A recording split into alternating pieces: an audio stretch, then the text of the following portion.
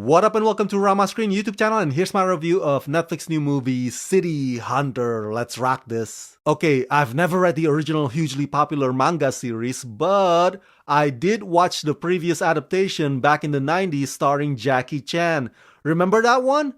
Come on! Those of us who grew up in the 90s have totally watched that version of City Hunter.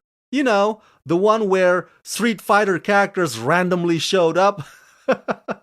It was hilarious! When I watched that as a kid at that time, I didn't know that that was based on a manga. And now, looking back on it, I'm like, maybe that movie was just doing its own thing.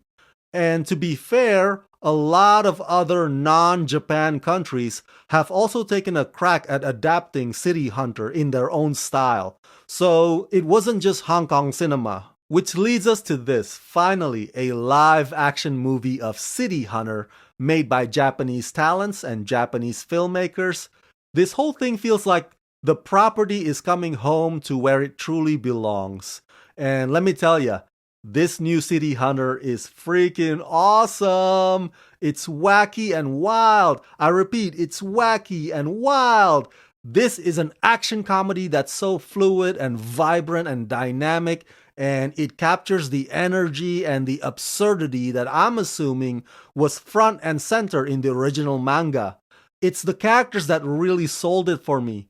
Ryo Saeba is outrageously fun, and I can't take my eyes off of Kaori even if I try. Directed by Yuichi Sato and written by Tatsuro Mishima and based on the legendary manga that captivated Japan and sold over 50 million copies, the story follows Ryo Saeba, portrayed by Ryohei Suzuki, a premier sweeper navigating the gritty underbelly of modern-day Shinjuku, Tokyo.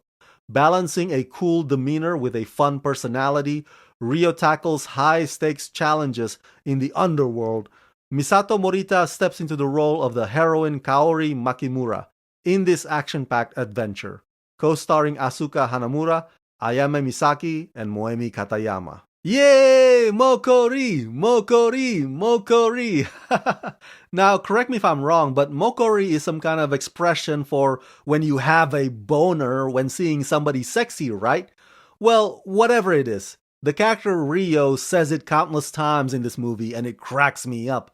And the actor who plays him, Ryohei Suzuki, is fantastic in this role. Which can get tricky because how do you make a pervert who watches tons of hentai a likable hero?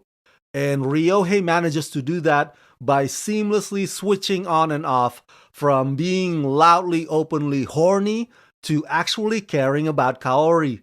It's almost as if his sexual lust is just a way to get people to underestimate him. You know, for a 90+ minute movie, City Hunter sure packs in a lot of stuff that seemed to be targeted at teenage boys who would stare and drool at a sexy cosplayer.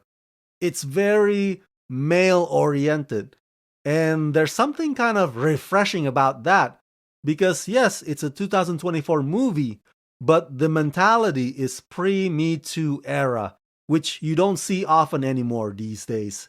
City Hunter is very unapologetic in sexualizing their characters and making them playful as opposed to dirty or repulsive. The R-rated violence also has several unexpected moments that catch you off guard. The action sequences are staged in a way that come across as cool and comical and vivacious all at the same time. Oh, there's a villain in this movie called Scorpion, and she is hot and badass, and she steals the scenes for all the obvious visual reasons. Look, I don't know whether or not there's going to be a sequel, but by the end of this film, I was begging for a sequel. That's how much I want the story to continue. And hey, Kaori and Ryo are not even romantically connected yet. I mean, aren't they supposed to kind of romantically like each other despite Ryo constantly chasing other women? So that part is not fully fleshed out yet.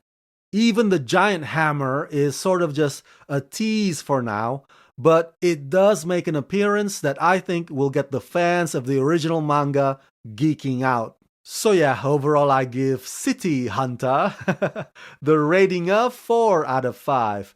This movie is exciting, amusing, enjoyable.